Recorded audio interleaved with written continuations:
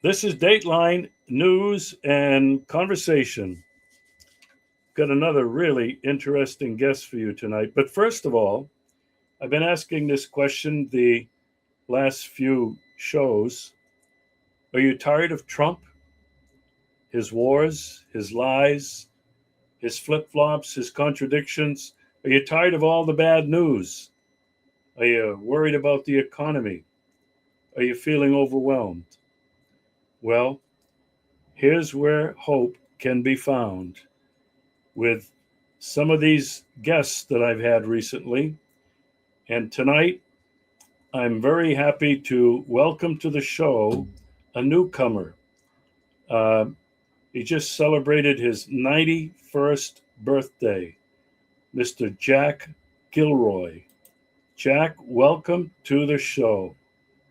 Thank you, Regis. I'm really pleased to be on with you. I've known of you for many, many years, but now I have an opportunity to talk with you and hopefully many other people. Well, I'm sure that people are going to find your story to be very not only interesting but inspirational. Now, you and I have had quite a challenge uh, getting to tonight.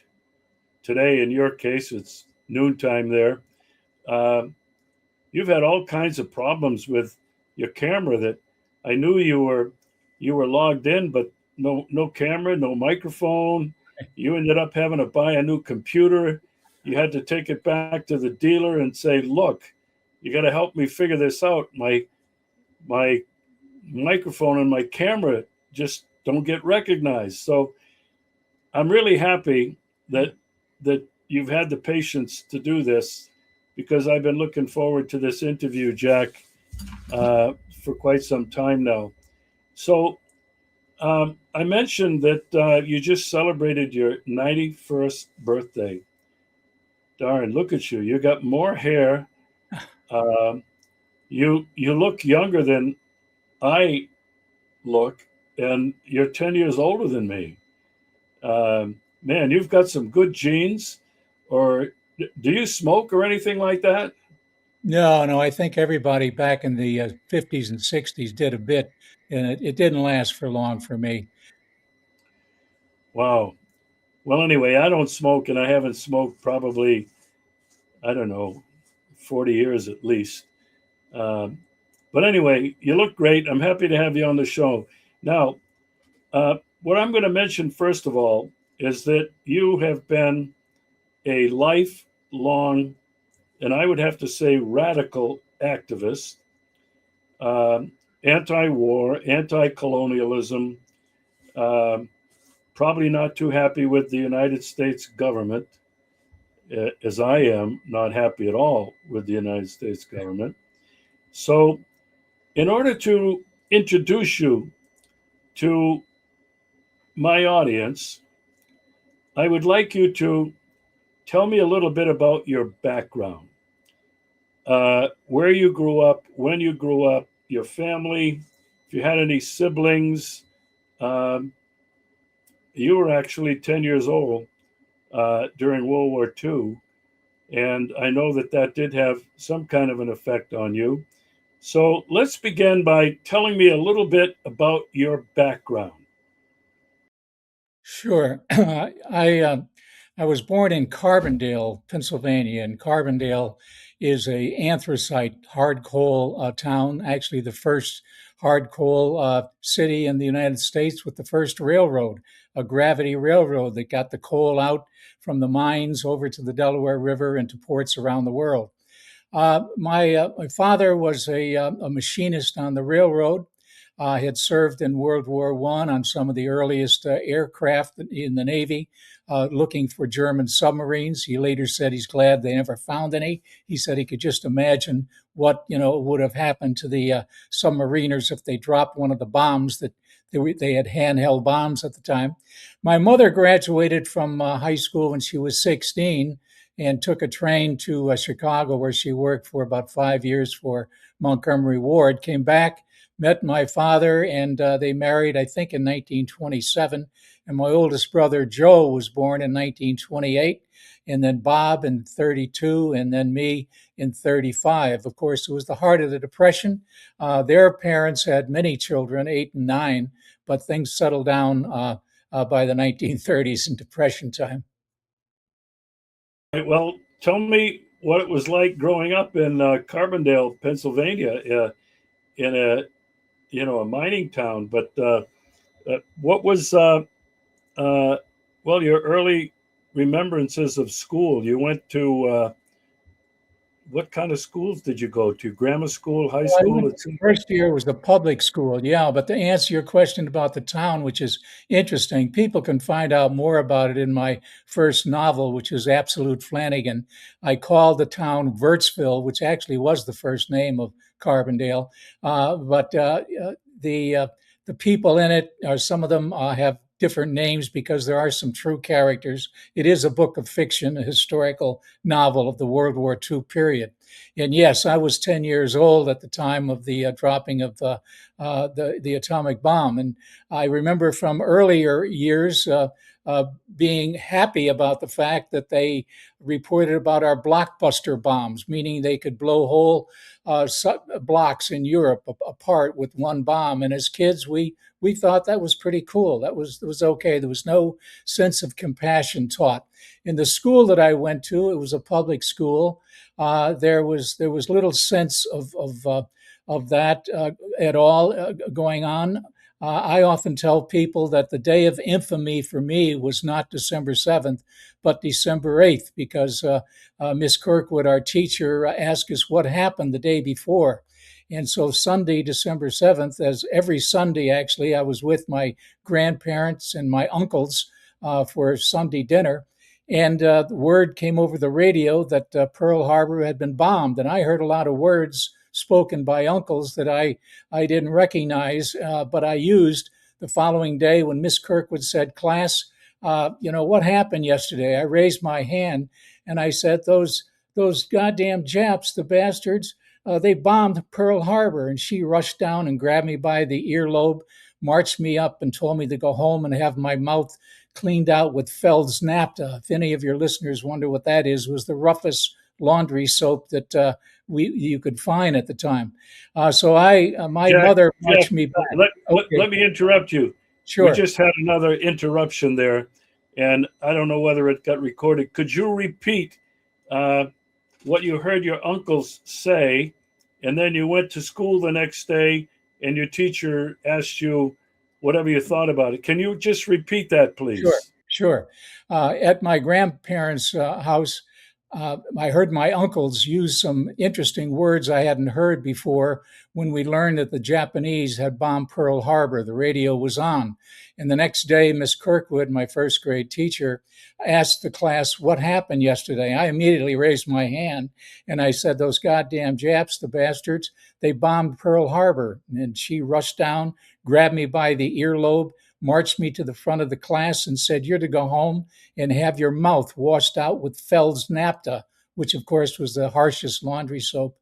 My mother saw me crying next door in the bushes, and she came over and found out what happened and marched me back to school. Told me to take my seat, and went out and really chewed out Miss Kirkwood. It was my first sort of feeling of justice done, uh, and so that was a good memory. I have a better memory of December 8th than I do of December 7th. You grew up probably you're Irish. Probably a lot of Irishmen in your town. Did you grow up Catholic or Yeah. Protestant or what? No, What? I grew up Catholic. In fact, after the first year at the public school, Lincoln School, where the janitor, because I was late on a couple of occasions, would put a pliers to my nose and march me to the teacher, and the teacher would thank him, and then I would get in my. I told my parents that, and they decided they better send me to a Catholic school. Well, I did. I started second grade in St. Rose Academy, which was a small and very poor school. The only thing we had was basketball, but no basketball court. We had to use a court downtown. So there were no today, of course, with 15 or more sports in the school, you'd be an athlete. I became a more or less a ground a neighborhood athlete in baseball and football, but I was never really a truly good athlete. I wasn't that good in basketball to be on the team. They had a real crackerjack team that went on the state championships, and I didn't. I didn't participate in that an awful lot. So yeah, it was an education, Catholic education. And keep in mind that the early years we sang songs like Praise the Lord and Pass the Ammunition and Onward Christian Soldiers. There was never a mention of anti-war. It was just natural that it was about war. And if you want me to tell you something about the anti-communist and anti-Russian, anti-Chinese, I could speak a bit about that as well. But that's a long story. Yeah, no, go ahead, because I think that's part of what I'm going to want to talk with you about in the future. It's the way most Americans have been propagandized from their earliest years, and it goes back many decades before you and I ever came along. So go ahead. What were you brainwashed with? Oh well, basically that the Russians were not only communists but also godless. Right? They were all atheists, pretty much. There was never really any mention of the Russian Orthodox Church and the Christian background of Russia. It was that they were atheistic, Marxist, Leninist, Trotskyites, etc. That we had to be aware of. And even this was even during the time that, of course, Russia was actually winning the war. I remember, I'm old enough to remember the Battle of Stalingrad. I remembered all that stuff as a kid, not only Pearl Harbor, but Stalingrad and all the horrible things that happened to the Russians. So that I was always pretty much of a doubter as a kid with not only the story of religion, but also the story of politics. And our town was pretty much controlled by an Irish mafia. If you ask about a lot of Irish in town, the Irish mafia were, of course, balanced a bit by the Protestants who owned the mines and owned the factories. In fact, there was only one factory in town. They made perforated metal. And up until World War II, if you were a Catholic, you could not work there. It was only Protestants who were allowed to work there. And so the whole history of economics became interesting to me, where the Irish gained control of the political control of town because they had more children than the Protestants, right? And they became the policemen, the mayor, and the council, and they operated nonviolently. But if you didn't pay your fee, if you were an ashman, that is a person who collected ashes, people burned coal to heat their homes, or a garbage man, or if you were a school teacher or a cop, you had to pay. I found that out when I graduated from the University of Scranton, a Jesuit university, and I wanted to apply for a job teaching history in my hometown. And I was told that there was a job available in just $1,000 in cash in a plain envelope, no writing on it, and given to a certain person who happened to be president of the school board, and I would have the job. So, of course, I neither had the money nor the will to operate on that, and I ventured myself to teach in other places. Wow, tell me about your college education. Well, it resulted because of the economic draft. In high school, I had joined the Naval Reserve, and then I transferred because I heard that the Korean Bill was going to be going out of commission, and I didn't have the $500 per semester to pay at the University of Scranton, where I had been admitted. So I went into the registered and volunteered for the draft, and it was simply 2 years. You didn't have to spend 3 or 4. 2 years, you would get the same benefit, the Korean benefit. And I got that actually only by about 3 months. I think 3 months after I was in, they stopped it. So I had money coming each month besides working when I was going to school. I was a commuter. I stayed at home. I did have money to buy a car. My family had never had a car before, so I was able to commute to school.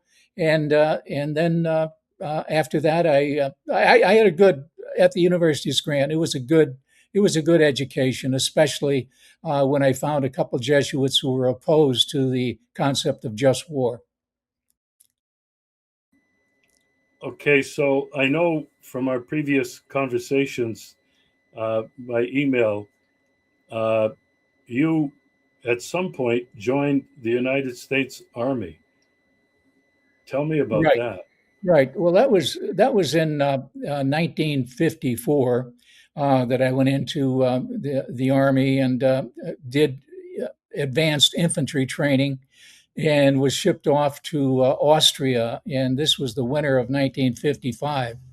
And of course, I loved just the look of Austria, just one of those beautiful countries. And we're in the mountains outside of Salzburg. And I volunteered to go into ski training and mountain climbing, which was the ski training was to start shortly, and then the mountain climbing would be May or June. When the Master Sergeant, Sergeant Adams, called me in and said, "Private Gilroy, I'm sorry to tell you that there's something happening." And we're closing the ski school and we're closing the mountain climbing school. And but he said, "You're going to be hearing from me." And a few days later, he told me that he had selected me to be one of the soldiers, the trade guard with the Russians for the last time in the international zone of Vienna. And I was pretty excited about that. We got on a train and we had what they call gray passes, which were in French and English and in German and in Russian. And so we were stopped in Linz because that's where the Russian uh, sector was, in Linz. And Russian soldiers got on board to check our weapons. I was carrying a 45, and we had to have the clip out of it. We had M1s with this, and there could not be any ammo. And the young soldiers came by, and they didn't look much different from me. Here are these, individuals I thought should be growing horns, and they were kids, basically. They were like 17, 18, 19, 20 years old, maybe. So then we got into the international zone, and we had a full bird colonel, an American colonel, train us and tell us to go to a cobbler and get iron cleats on our boots so we would sound bad when we met those Russians. And he used pretty nasty words about the Russians. We were to look into the eyes of our Russian counterpart after 2 weeks of drill, knowing where we would be. We went over the whole thing like a football coach would go over, football plays. And we knew we would be standing just 10 or so feet away from our counterpart Russian, who would be in a line as we would be in a line. And in between us would be the Russian colonel and the American colonel, who would come into a manhole cover in the middle of Schönbrunn Palace, which was a good place for us to stomp our cleats on because it was all cobblestone. So it was sort of childish in a way, but we knew that our colonel was going to drop his salute before the Russian colonel to say it was the United States that ended the occupation of Austria. That would be the official end with the salute, with the bands playing on the Russian side, the American band playing. Avery Dulles and John Foster Dulles both were in the stands. This was big stuff. And I thought it was all, of course, the Americans that were doing it. It would be years later when I would learn in history that not so, that the Russians were the ones who wanted Austria as their buffer zone. But I looked at the counterpart, the young Russian who was looking at me, and he had the saddest eyes, and he had hair coming down under his steel pot, whereas we had our hair short, to look mean, look bad, like you find police officers today. So that was a change for me when I looked at him in his eyes and saw that he was probably, I was 19, soon to turn 20, and he was probably 17 if he was that. And again, uh, you know, I had been changed a bit in Linz and changed more there. And then finally at the University of Scranton with Richard McSorley, my mentor, a Jesuit who had survived Corregidor and Japanese prison camps, I learned that whole idea of hate, as Martin Luther King has said. You can't drive out hate with hate. Only love can do that. And so that became then my process over the years, was to change from that hate that I was taught in elementary school and high school, in the military, and in the culture, in the American culture. So I've been off culture for quite a while, quite a few decades. So it seems that your experience in Austria, facing those young Soviets, uh, was a sort of epiphany for you. Was that, could you call Oh it yeah, that? oh yeah, absolutely right. Yeah, and you're right. Soviets. They could have been from any number of the republics at the time, but to me, they're all Russian because uh, we were taught to dislike not the Soviets but the Russians. So yeah, it was an epiphany for me. It was a change, but it wasn't instantaneous. It came over years of learning, and the Vietnam event eventually tipped the balance totally for me. All right. Tell me about Vietnam War. Um, Well, my major involvement became working. I was working with the Quakers, the Society of Friends. Philadelphia, of course, was only about 3 hours away from where I was teaching school in upstate New York at Maine Endwell High School, and so consequently, I joined the group called the Survivors, and they had their own film. In fact, the Quakers had their own film called The Survivors, and it was of war-injured Vietnamese children, children who had been machine gunned, mostly burned with napalm. And these children then became my focus. And I went to a hospital and asked them if they could be part of the hospital event. What I was saying was that I became a upstate director of a group that was known as the Society to Bring Back Vietnamese War Injured Children to the United States for Care. And I was able to assign a whole bunch of uh, hospital beds at Wilson Hospital, 20 beds, in fact, Wilson Hospital in Johnson City, New York. And then after that, I was able to uh, get to pediatricians who said that they would. A Dr. Bolin from Indwell, a Dr. Sugatan, Filipino American plastic surgeon. They're all excited about working on the children. And then Nixon, of course, blocked the whole transport of children. The MATS, the Military Air Transport Service, would no longer take Vietnamese children to the United States. Photographs of them were taken in hospitals in Hawaii and San Francisco where they were being treated. In Look magazine, Life magazine, had photographs on the front pages or the front cover of both magazines. So it became a bad propaganda. Or a good propaganda for the Nixon administration to say that they had their own doctors over there in Vietnam. So that was one of the first major lies that moved me. Eventually, when I saw bumper stickers saying "America, love it or leave it," I had to leave, and I took my family, my wife and four children, and we immigrated to Australia. wow. Uh, Tell me about that. That's incredible. Love it or leave. I've had people tell me that, and I too did leave, but it was a bit more complicated than just saying I'm going to leave. Anyway, you took your family and you immigrated to Australia, wife and four kids. Wow.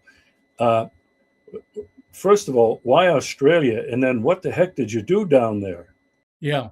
Well, I had gone to Syracuse. I had read in an educational magazine that Australia was looking for teachers. So I interviewed in Syracuse, and they said they had almost no hope that I would be hired. They're looking for single teachers or young married teachers, take them as a couple. So I gave that up as a thought, and just several days later, I got a call saying they liked what they had heard, and they would like to have me on. So I was I was given a stipend to help. I had four children. The youngest was 2 years old, and the oldest was 9.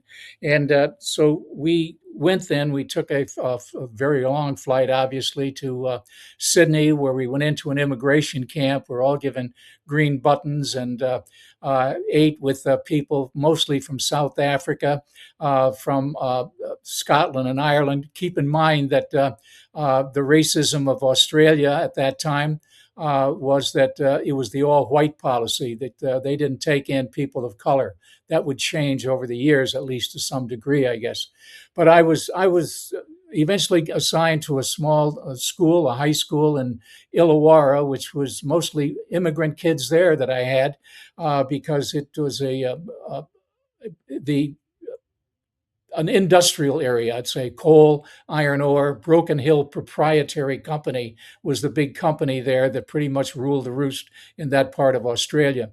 So I was able to fit in to a degree, but not totally, because I had been educated to use the Socratic method to try to get questions from the students rather than feeding them information, feeding their little heads. And they had books there that most of the other teachers, the kids called it chalk and talk. But they filled their books with words that were put on the chalkboard by the teacher, and many of the teachers were really clever. They were good artists. They would do artistic drawings on the board, and the kids would put it in their books. I was not an artist, and I wasn't one for putting a lot of stuff on the chalkboard, but rather trying to engage with the kids. So when the inspectors came in from the New South Wales, that was the department, the New South Wales department was run out of Sydney. When they came in to do the inspection, they would want to look at the books. And they told me afterwards, John, they didn't call me Jack, John, these books, he said, are really not complete. Your children must have more in their books. And I just rejected all that. And before long, I had my kids raising a little bit of hell. Oh, I love it. I love it. So, what kind of things were you involved in? I mean, you left the United States because you could not accept what the government was doing. Uh, were you were you tempted to be involved a little politically with some of your students? Uh, Well, I guess culturally more than politically, a lot of the kids wanted to get out, Regis. They wanted to get out and get a job. At 1410, 14 years and 10 months, they would come up to me and say, Sir, I'm away tomorrow, sir. 1410, sir. Sign my paper, sir. And you'd sign the paper and you never see the kid again. They would go and get a job. They would go to an apprenticeship. And a lot of them ended up doing very well as engineers and carpenters and plumbers, etc. It seemed to work okay for the Aussies. The kids who stayed very often were not all that interested, and I was trying to move them, get them excited about things. And one day I held up a newspaper. In one hand, I had the Australian Daily, and the other the Sydney Morning Herald, and I said, "Look at this." 1,500% increase in radiation from French nuclear explosions in the Pacific. What are you going to do about it? And what are we going to do? What are you going to do about it, sir? I said, well, let's maybe call up the Australian embassy. So before long, I had this one little gal go down in the office, let her speak to someone in the embassy, and they said that the ambassador was not in.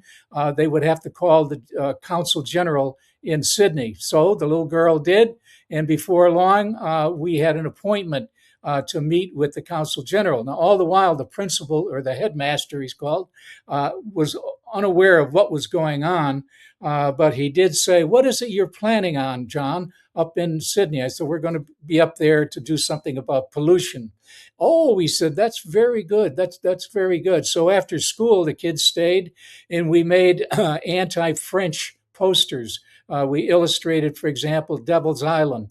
We illustrated the attack on burning of Moscow and the attack on Russia in 1812, the Dreyfus Affair, the anti-Semitism of the French period. We made big posters like that, and then the kids made a scroll with an illustration. Do you disagree with nuclear weapons being exploded by the French? It is dangerous to children and other living things. And then they had this huge scroll. Then they went door to door and took names of people who said, "Sure, we'll sign that." And then I called the ABC or the IBC and the Sydney Herald, and the newspapers didn't show, but the radio did, and the TV people showed. So when we had the bus, the kids said they wanted to wear, didn't want to wear uniforms. The kids had to wear standard uniforms. So I told them that they would have to meet. We had to hire a bus. We raised the money to hire. There were no school buses, so I had them meet 2 blocks away, and they had their jeans on, and they loved that to be free doing that. So as the we approached the main street in Sydney. I'm forgetting now what Market Street. Uh, the tall buildings, etc., around. The kids said, "Sir, there's cameras and all." Right there in front of that building. So they were there to interview the kids. They interviewed me.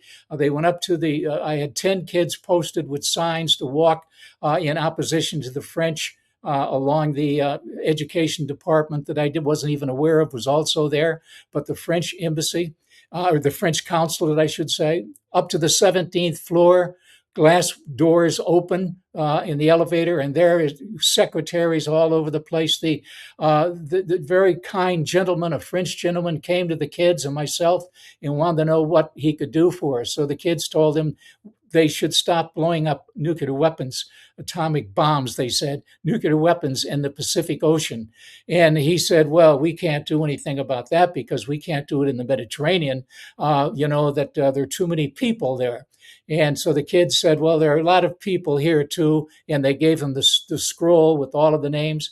And Pompidou was at the time the prime minister. So he called over one of his secretaries and he rattled off in French a note to Pompidou. And she went over, and I think he was real about it, and he sent it off to France. Well, we went down and got back on the bus, and that night it was the top of the news of the Australian Broadcasting Company, and I was on the carpet the following day. I had no permission to do that. That this was absolutely wrong. That I was going to have to have an appointment. So I did eventually have a hearing with the New South Wales Education Department. And my headmaster was able to get me out of it, saying that, well, John doesn't really understand fully, but he's learning about the Australian method of education. And so he's doing a good job in school, and I think you should keep him on. So I had already been looking for jobs in Japan and Indonesia, so I was pretty well relieved. Okay, so first of all, what were the years that you were in Australia, and then why did you leave? When and why did you leave? 72 and 73, and I enjoyed it. I didn't enjoy Australian educational system. If I did stay, I probably would have gotten into something else, because it was for me a dead end kind of. I was too always hassling them, and they were hassling me, and I just knew that I probably needed something different. But the main reason was that with 4 kids, with grandparents, aunts and uncles, cousins, friends in their little neighborhood where we lived, they wanted to be home. And so, but I did. I met a very good, became a good friend. He was actually probably CIA. He wouldn't say that he was, and he told me he was the information director. Carl Kuhn, his name was, the information director for Oceania, which is Australia, New Zealand, all that whole area of Polynesia. And he said that he thought it'd be a good idea if I showed our children a bit of Asia. And that was some of the best advice I had. Before long, I had a credit card. It was the first credit card that I had, an American Express. In fact, one day the maths teacher sent one of his kids over to me and asked me if I could have some of my plastic money to show his students. So I did. I went out of my wallet and I gave him my American Express card, and the teacher said, "Oh, that was so good. The kids didn't believe that you could." This is before, of course, the major use of credit cards. So I had a credit card, American Express, and I built up like over $5,000 in the trip back home. And they even were threatening to send up somebody from New York City 3 hours away to collect it. And I paid them, but that was a lot of money in terms of back then in '72. So this is '73. That was, probably 5, 6 times that amount. But we went to Indonesia, and I won't go into it, but I even got into Burma, which the Australians said, you'll never get into Burma because it's a socialist country. Well, I told them, I was a socialist and I wanted, I wanted to get in there. And by God, before long, we're in, we landed in Rangoon, and a pickup truck picks us up. Helene was with the youngest with her arms, and I was with the three back in the pickup truck going in. And that was a long story, but we were followed almost everywhere we went. We were suspect, and they had good reason to be at that time. They no Coca-Cola, nothing U.S. But that was an interesting trip in Burma. But we went to Karachi, and we had planned to go on a safari in Australia, but we did not have yellow fever shots, and we were turned down at the last minute. So we ended up getting into Italy and traveled through Europe and back home. Wow. So back home was where? New York? And Yeah, what did you do? back in New York. It's about an hour and half north of Scranton, about an hour and a half south of Syracuse, in a nice valley, the Susquehanna Valley, that starts at Cooperstown. The Baseball Hall of Fame is a tiny stream, and eventually flows down into the Chesapeake. So So we're right on that area. what did you do when you got back? You didn't have a Well, job? I was taken back by the school district, and when I came back, I got into basically anti-apartheid and anti-nuke actions with my students, With your students? These were what, high school kids? high school kids. Yeah. Well, And yeah. the school district, the school allowed you to. Well, no, they didn't. But nevertheless, the kids were old enough, and many of them had their own cars or borrowed cars to do certain things. I knew I would. Everything you do, really, you're an educator. Everything you do is basically education. So I knew I would hassle them if I requested a bus to go up to the largest nuclear weapons plant in the world, really bigger than anything that the Soviets had at the time. This is the early 1980s. And I asked to take the students up. The government class was called Participation in Government. And they said it was too dangerous, even though, I was able to take them to New York City and various other places for activities. They couldn't go up there. So I told the kids if they wanted to get involved, that I was going to be participating in an action at the Cynic Army Depot to try to illustrate the danger, the real danger, the ultimate danger of nuclear weapons and nuclear war. And so it was right around the time that the Reagan was in, and Gorbachev and Reagan were back and forth, and the Soviets stopped testing for 6 months, and then it went 12 months. Reagan would not budge. It went 18 months. So I said, I think we've got to take some direct action to try to publicize this. So the students came up and they took a video camera with them. I didn't even know they had. I had a truck, and I drove one student who didn't have a ride, and I pulled into a bar, and I said, you wait here, I've got to go in. And I had a bag with me, and I came out, and I had a Santa Claus uniform on because it was December before Christmas. And he said, is that you, Mr. Gilroy? I said, yeah, it is. So I went up, and I had a bunch of leaflets to give to the workers, including the marshals inside, a statement saying, give up what you're doing and do something that is life enhancing, not something that is going to destroy life. And so I climbed over the fence. I had two other individuals with me, and we jumped down and immediately arrested. They knocked out the leaflets from my hand, etc. And we're into a van. Actually, there were five of us. There was one woman, three other guys, and myself. And we got driving into what they call the Q zone. I had been arrested there before, so I knew. And to the Q zone, and the driver was asked to give a report, and he said, "I have one female, three males, and Santa Claus."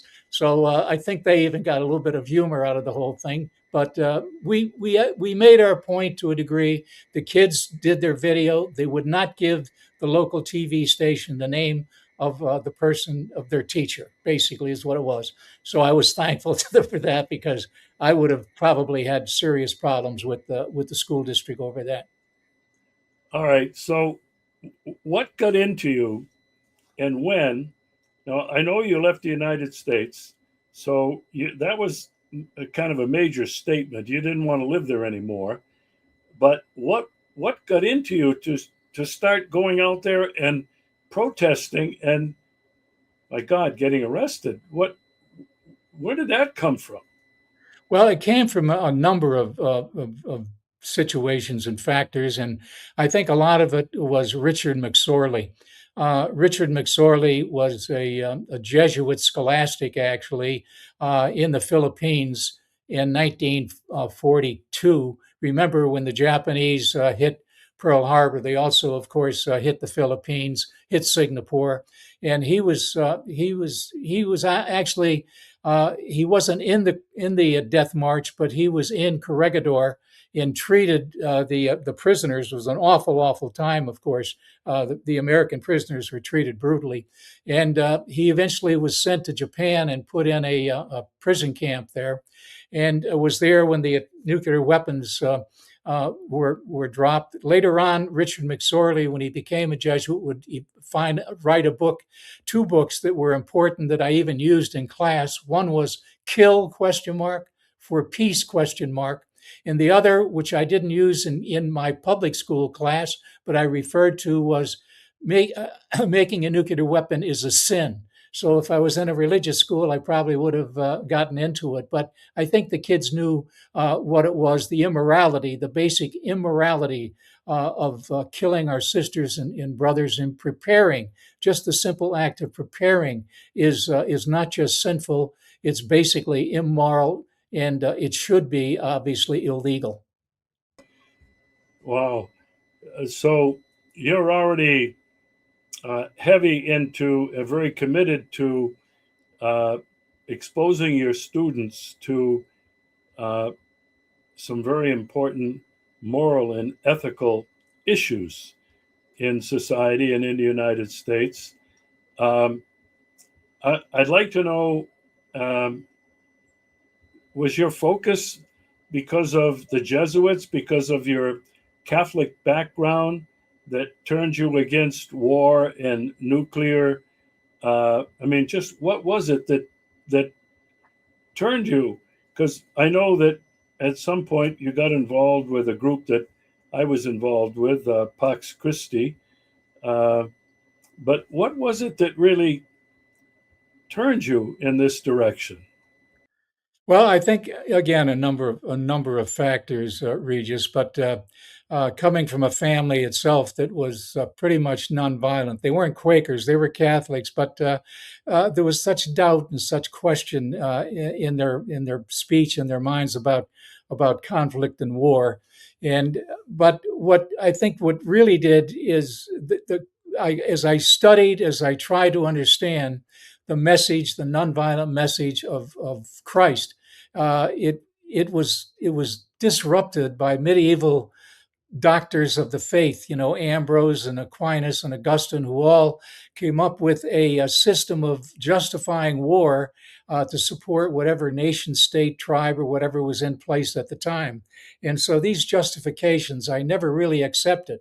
And I think it was Richard McSorley at the University of Scranton in philosophical psychology who showed that it's a farce to say that you're Christian and that you believe in killing your neighbors is just hypocritical. That is not what Christianity was about. It basically, and you learned. I understand that you were a Catholic priest at one time.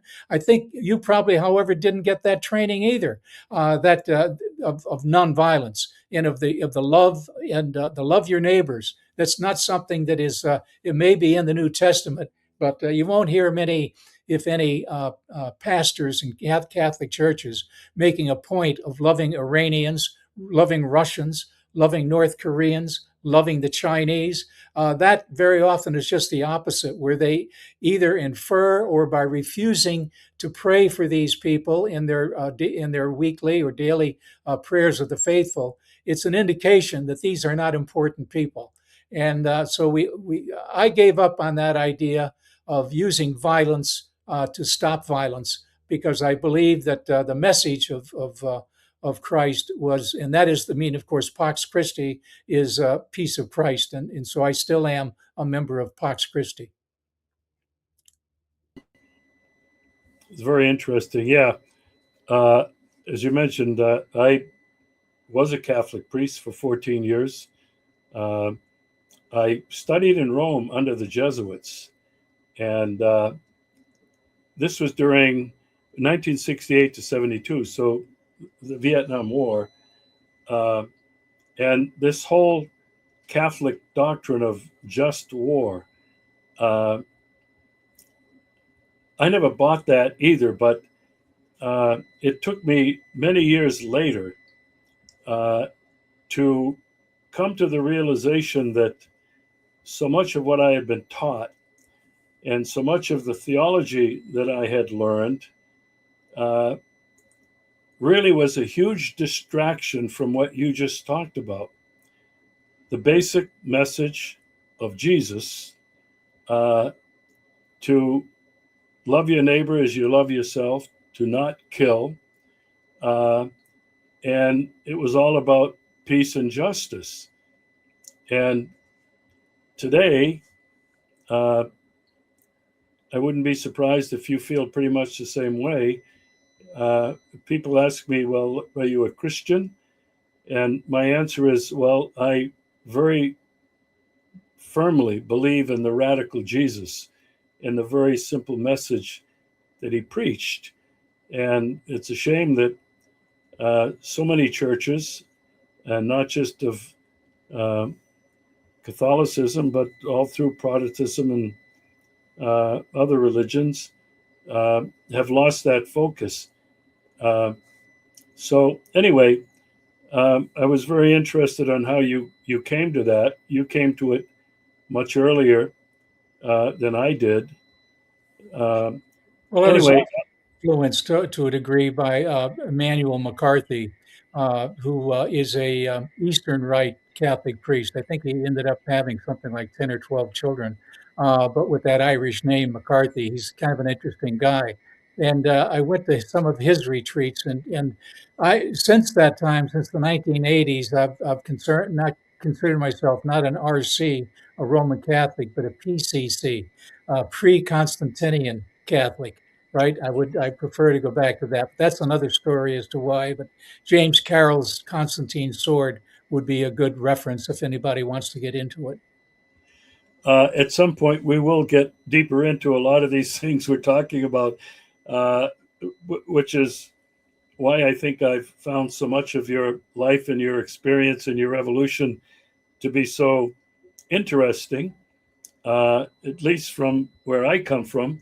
Now, uh, with the time we have left, uh, you mentioned that you had written a novel.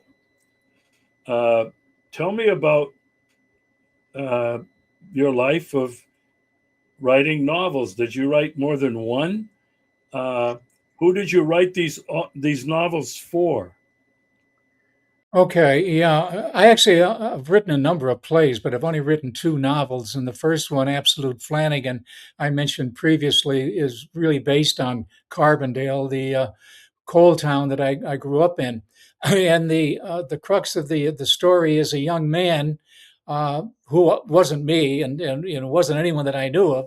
A young man who is educated in Catholicism. Here's all of the stories of the evil empires and all that business, and just is simply not buying it, and is a believer in the nonviolent Jesus Christ, and refuses to register for the draft during the great euphoria of World War II. And so it's a story. Then it's a historical novel. It was directed really toward teenagers, is who I was hoping would read it, and I hope maybe sometime they would be able to try it again. But that was the influence of that, and it was also writing the book was influenced by a World War I Catholic, Irish Catholic by the name of Ben Salmon, like the fish, Salmon. Ben Salmon was one of the only four Catholics who was a conscientious objector in World War I and was treated miserably, tortured, etc., by the United States prison system. So this was based really on the integrity of Ben Salmon, but it becomes now World War II. And it was also influenced by the Austrian Franz Jägenstätter. And Franz Jägenstätter, of course, refused to take the oath to Hitler. And as a Catholic, he was eventually executed, beheaded by the Nazis. So with Ben Salmon and Franz Jägenstätter, they were the guiding spirit as I tried to develop this character of Peter Flanagan, who went against the whole town, the church, the whole system, and eventually find some refuge with Dorothy Day, the Catholic worker in New York City. So that's basically that. The other novel is called The Wisdom Box, and that is also about refusing the military, about a young man who is the adopted son of a Catholic priest, an Austrian, who actually lives with a woman in Ithaca, New York, and secretly is married to her, but continues to practice, say mass, etc. And they adopt the young boy, and they have a difficulty. How do they raise him as a Catholic, as a Christian, or in the wife is a Unitarian? So that settles it. It's moral justice. And so the morality, just basic morality without the Christian message is the part of that particular novel. Wow. Were these ever published? Were they ever sold? Yeah, well, they were published when I was in prison. In fact, in Muskogee County Jail in Columbus, Georgia, in 2001, I heard that I received a check for $500 for. They were selected. Both of the novels had already been have been written but not published, and so that money helped me a bit along the way since they took my Social Security away from me when I was in prison, and I was there for 6 months. So they that 500 helped a little bit, but the bigger thing was that Binghamton University published both novels. It was the first novels they ever published, and they haven't ever since. And the story behind it was that it was a Muslim publisher at the time, and I don't think I would have had it published if it wasn't for this man who was. I think there was a lot of opposition to Binghamton University publishing them, but no one wrote them up. I tried to get an agent. They didn't want to touch that. The Viet or the It was 2001, 2002, really, and we were preparing for war. Already at war with the Afghans and building up for the war with Iraq, and no one wanted to listen to some story about not serving your country. Wow. So I'm guessing that that neither of these novels are available today. No, you'd have to go to Amazon, and I used to sell a lot at the School of the Americas outside of Fort Benning, and I went to some book fairs and sold them there, and I had a few teachers who did pick up San Diego, Ohio, places, but yeah, they're floating around, and probably you could pick them up for $1 somewhere. I don't know. I think they're more than that. If you go online, I think I did see where they're like $8 or $10. They're used books. Yeah. All right. So two novels, but several plays. So you're a playwright now. When did you start this uh, career of being an author and a playwright? And then once you tell me that, tell me about these plays that you're writing. Who are they for? Well, the first play actually that I wrote was for my ninth grade students at Maine Indian High School. Most of their parents were IBMers. IBM started in Endicott, New York, actually just walking distance from the school. And IBM was known that they were doing pretty well in South Africa in the 1970s and 1980s. I so I had the kids read about the prejudice, not just in the United States, but also in South Africa, the racism specifically. And I picked up a novel, or not a novel, a short story, and it was called Europeans Only. And that came from benches in parks in Cape Town and Johannesburg, where European, of course, meant white, obviously. There's a black man who sits in a European bench, and he is arrested by the police. I took that story and renamed it The Bench and took it to court, to a South African court. For to go on trial, where the individual young, and I had only 3 or 4 black kids, but one student was such a good actor, he took that role, and then we had other kids who were assigned as the prosecutor, defense, jury, judge, etc. And it worked out so well in our school. On the bench was the title of it. That the kids made a big banner on the bench. We attached it to a school bus, and we were able to take our story to other schools, other high schools, because again, it's all about education. So that was the first play that I wrote. But after that, I wrote plays about other individuals like Franz Jägenstätter, like Ben Salmon, a couple plays about drone pilots, killer drone pilots, both Predator drone and Reaper drone. So that's not a huge number, but enough to get around, and none to really make any money on. If it So, cost me more than you don't get paid for this sort of thing. I get that. So, were these plays all written for high school students? I mean, were they the No, the one was the On the Bench was written, but the Predator, the first, uh, well, the before the Predator came, Franz Jägenstätter, which I understand it was played in a number of little towns out in the Midwest, in German populated areas, but our big shows were down at the School of the Americas in the Columbus,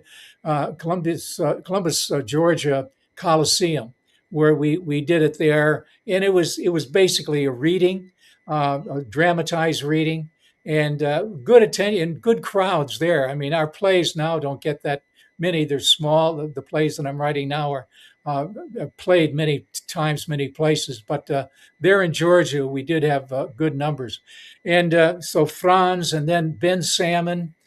We had that was also done down there.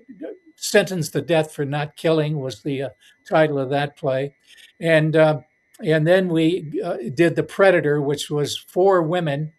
In The Predator, there's a woman drone pilot, a senator, United States senator from New York. It's Senator Gillibrand, really, who's the sidekick of Schumer, who is just an unbelievable supporter of the military and a super Zionist, that sort of thing. There was an activist involved in it. So we did this not just in Georgia, but it was done at Duke University, Wittenberg University in Ohio, Syracuse, Georgetown. In fact, I did it the first time we did it was at Georgetown University. And I took along a big facsimile of a Predator drone and put it outside of the university, and kids would come by and say, "Man, that's cool, right?" I said, "You know what it's used for?" So, oh, well, I said, "You see those rockets? They were actually Nick Modern, who made the drone, said when you're driving to Georgia, make sure you cover over those rockets with the blankets because state troopers might see them and pick you up." Right? They were fake, of course, but he didn't want me to have any trouble on the way. So yeah, we got that play around to quite a few venues, and then the play that followed up on that is the one that is active now, that is called uh, "So Reap What You Sow," hyphen, "Don't Lose Heart." exclamation point. And that's played in New York City. It's played upstate New York. We have the benefit of actor Martin Sheen being on our theater. We formed our own theater company, and Martin has given really good testimony to it. I've known Martin for some years since we were arrested together, and he knows the play and he's in support of it. So that's an ongoing play where we hope that it's going to get young people discussing issues that they usually don't discuss in class. Wow. Jack, this has been a really interesting 1 hour, but only an introduction. Um, I'm so happy to be able to have given my audience, now your audience, a bit of an overview of who you are and what you've been up to. But there's so much more that I want to get into with you that we'll have to do on future shows. But for now, uh, thank you so much. Blessings to you and all of your listeners, and praise God that the Americans will come to their senses and begin to appreciate the people of Russia, of Iran, of China, of North Korea, and the whole world. Let's work on that. You're doing it.